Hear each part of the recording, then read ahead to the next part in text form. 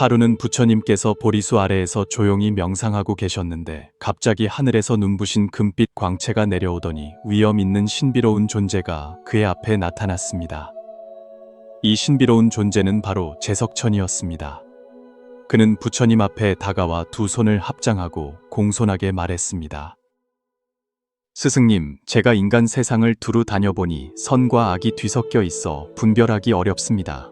어떤 이는 보시가 선이라고 하고 어떤 이는 지계가 선이라고 하며 또 어떤 이는 선정이야말로 선이라고 합니다. 하지만 제가 보니 이러한 선행들이 때로는 고통을 가져오기도 하고 심지어 선과 악을 구분하기 어렵게 만들기도 합니다. 스승님, 진정으로 선이란 무엇입니까? 부처님께서는 직접 대답하지 않으시고 조용히 그를 바라보셨는데 그 눈빛에는 자비와 지혜가 가득했습니다. 그분께서 물으셨습니다. 네가 인간 세상을 다니면서 진정으로 선의 본질을 본 적이 있느냐? 제석천은 어쩔 수 없이 고개를 저으며 한숨을 쉬었습니다. 너무 많이 보았기 때문에 오히려 더욱 혼란스러워졌습니다. 선의 정의는 수천 가지인 듯하지만 각각은 단편적인 것 같습니다. 보시는 탐욕을 키울 수 있고 지게는 냉담함을 낳을 수 있으며 선정 또한 자기 집착으로 변질될 수 있습니다. 스승님, 저는 이러한 모순들을 꿰뚫어 볼 수 없습니다. 선의 참된 의미를 어떻게 이해해야 합니까? 부처님께서는 제석천의 의혹을 보시고 부드럽게 말씀하셨습니다. 너의 혼란은 이유 없는 것이 아니다. 선은 행위만큼 단순하지 않으며 그 형태는 다양하고 때로는 분별하기 어렵게 만들기도 한다. 그분께서는 잠시 말을 멈추셨다가 계속하셨습니다. 내가 몇 가지 이야기를 해줄 테니 너는 아마 그 속에서 답을 찾을 수 있을 것이다.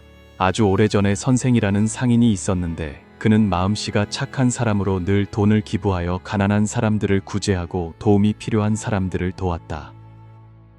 어느 날 그는 죽어가는 노인을 만나 재산을 다 털어 그를 살려냈다. 하지만 그 노인은 그에게 한마디 했다.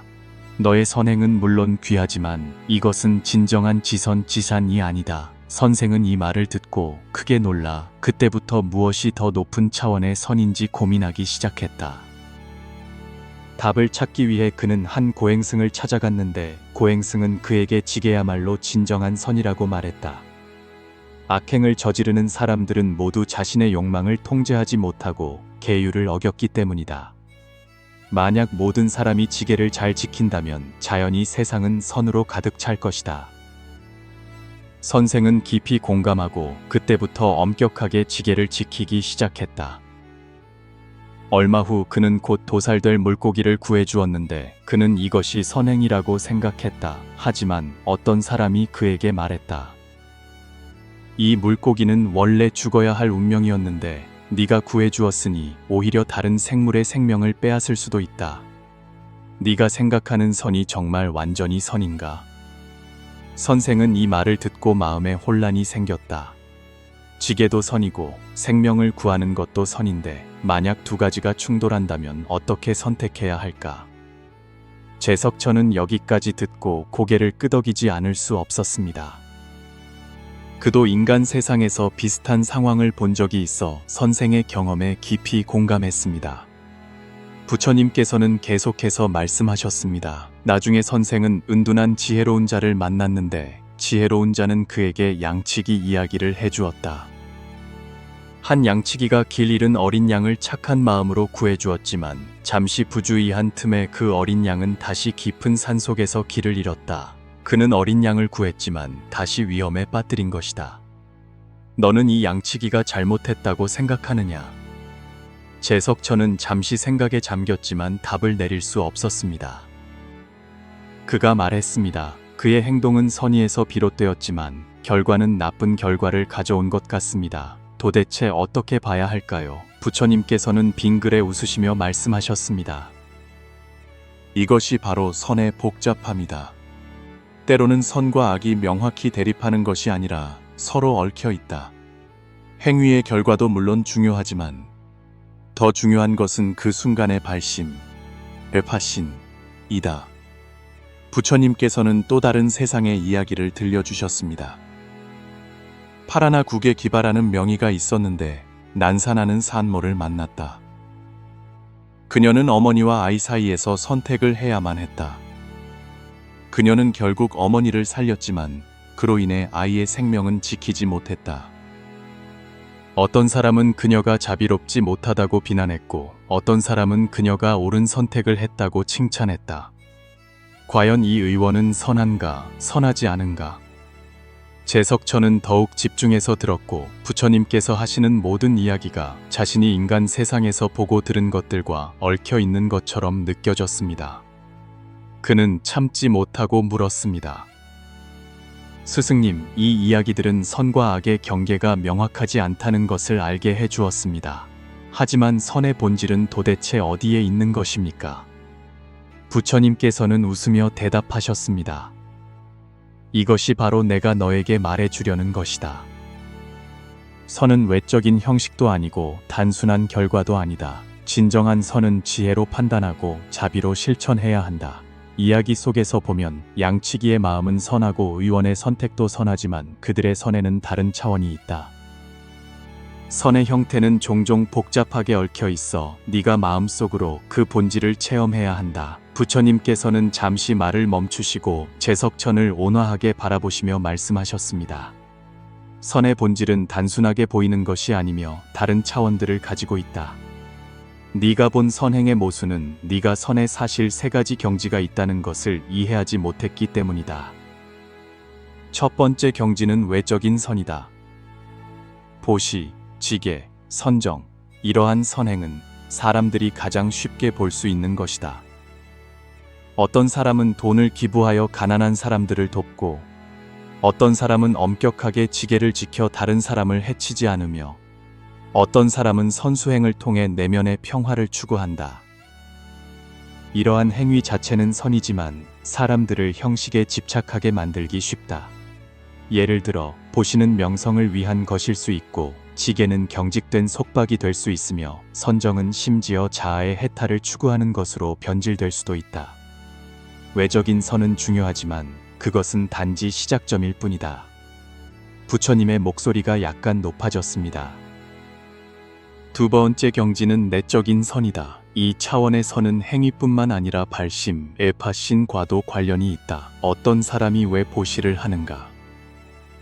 연민과 자비 때문인가? 아니면 칭찬을 받기 위해서인가? 지계는 진정으로 생명을 존중하기 때문인가? 아니면 계율의 처벌을 두려워하기 때문인가? 선정은 지혜를 키우기 위해서인가? 아니면 현실을 도피하기 위해서인가? 오직 발심이 순수해야 행위의 선이 진정한 의미를 갖는다. 선은 무엇을 했느냐뿐만 아니라 왜 했느냐에 달려있다. 제석천은 생각에 잠긴 듯 가볍게 고개를 끄덕였습니다. 확실히 저도 인간 세상에서 많은 선행을 보았지만 때로는 그들의 동기가 순수하지 않다고 느꼈습니다. 하지만 이것이 가장 깊은 선은 아니겠지요. 부처님께서는 미소를 지으시며 눈빛이 깊어졌습니다. 그렇다. 가장 높은 차원의 선은 본성의 선이다. 그것은 선과 악의 대립을 초월하여 생명의 본래 모습으로 돌아가는 것이다. 너는 달이 어느 곳을 비추든 아름다움과 추함을 가리지 않는다는 것을 알아차렸느냐?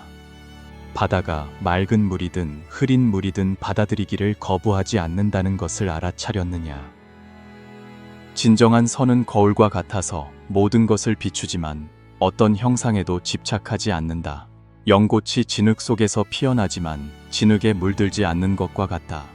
이것이 바로 본성의 선이며 외부의 영향을 받지 않고 결과에 따라 흔들리지도 않는다. 그분께서는 잠시 말을 멈추셨다가 계속하셨습니다. 어떤 사람이 마음의 무지, 우울증을 이루어 선행에 대한 보답을 구하지 않고 선하게 괴로워하지 않으면 이 세 번째 경지에 이른 것이다. 이러한 사람은 선을 이루기 위해서가 아니라 자연스럽게 자비와 지혜를 드러낸다. 그들의 행위는 외부인이 보기에는 평범해 보일 수도 있고 심지어 모순을 가질 수도 있지만 그 본성은 이미 선악의 대립에서 벗어난 것이다. 부처님께서는 부드러운 눈빛으로 제석천을 바라보시며 말씀하셨습니다. 그러므로 선의 첫 번째 경지는 행위이고 두 번째는 동기이며 세 번째는 본성이다. 행위는 볼 수 있고 동기는 깨달아야 하며 본성은 오직 지혜와 자비를 통해서만 접할 수 있다.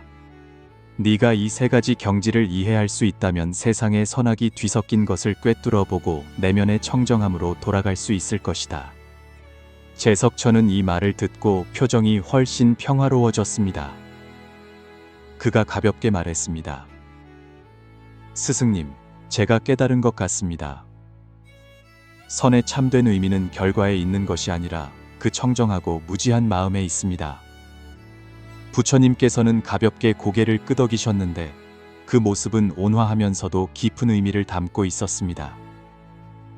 선의 세 가지 경지가 있다면 우리가 실제 생활에서 선의 진위를 어떻게 판단해야 할까? 이것은 너를 인도할 세 가지 중요한 원칙이 필요하다.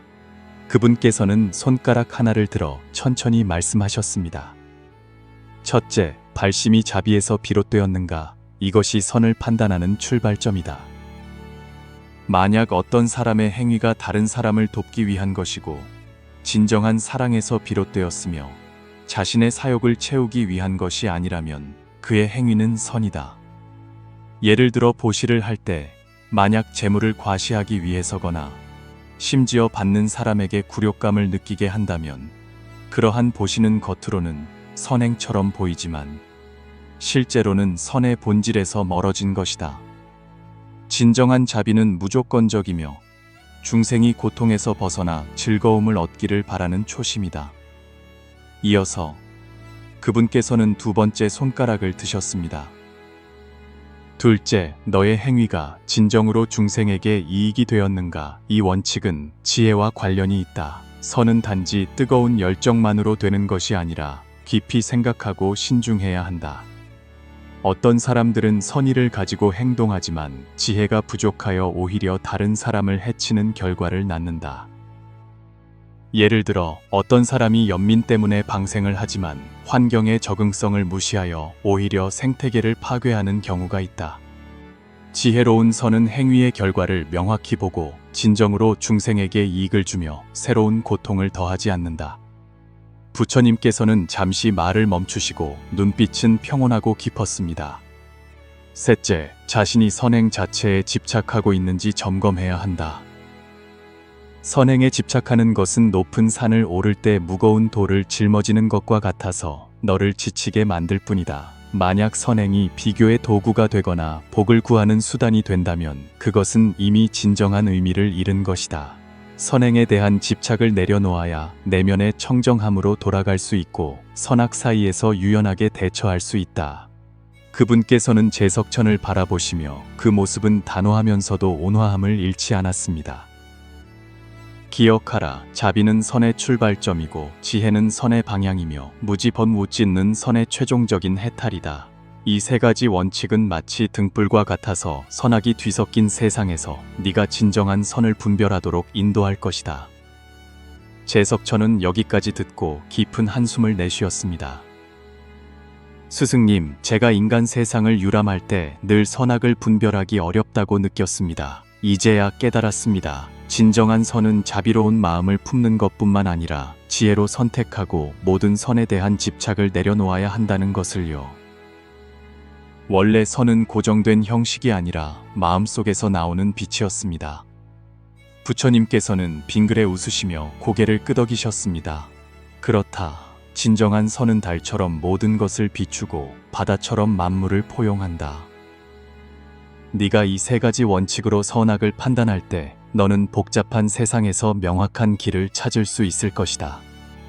이때 제석천의 눈에는 이전의 혼란스러움 대신 깨달음의 빛이 어렸습니다. 그는 공손하게 고개를 숙여 말했습니다. 스승님, 제가 드디어 깨달았습니다.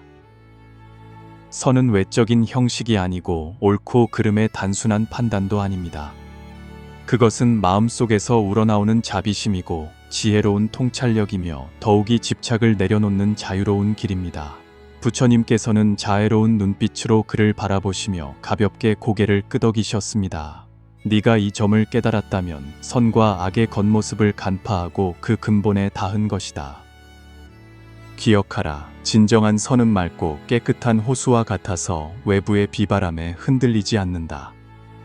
그것은 또한 하늘의 달과 같아서 어두운 밤을 밝힐 수도 있고 차가움을 녹일 수도 있다. 이러한 선은 선악을 가리지 않고 얻고 이름을 따지지 않으며 모든 대립을 초월한다. 제석천은 깊은 숨을 내쉬었고 마치 마음 깊은 곳에서 맑은 힘이 솟아나는 것 같았습니다. 그는 부처님께 깊이 절하며 말했습니다. 스승님, 저는 이 지혜와 자비를 가지고 청해로 돌아가겠습니다. 스승님의 가르침은 제가 천상에 있든 인간 세상에 있든 진정한 수호는 선을 빛으로 삼고 지혜를 의예로 삼는 것임을 깨닫게 해 주었습니다. 오직 이렇게 해야만 중생들이 고난에서 벗어나 깨달음으로 나아갈 수 있습니다. 부처님께서 가르치셨습니다. 가거라. 기억하라. 네가 어디를 가든 자비심으로 만물을 대하고 지혜로운 마음으로 본질을 꿰뚫어 보아라. 너의 마음이 연고처럼 청정하고 물들지 않는다면 너의 모든 발걸음은 깨달음의 길이 될 것이다. 제석천은 천천히 일어섰고 금빛 광채가 그의 모습을 감쌌으며 점점 하늘 저편으로 사라졌습니다. 그는 진정한 선이 무엇인지 깨달았을 뿐만 아니라 지혜로 선악을 비추어 보는 방법도 알게 되었습니다. 부처님께서는 보리수 아래 조용히 앉아 먼 하늘을 바라보셨는데 그의 눈빛은 아득했고 마치 모든 방황하는 중생들을 바라보는 듯했습니다. 그의 목소리가 부드럽게 울려 퍼졌습니다. 선의 본질은 새로운 등불이다. 등불이 켜지면 모든 어둠은 자연히 사라질 것이다.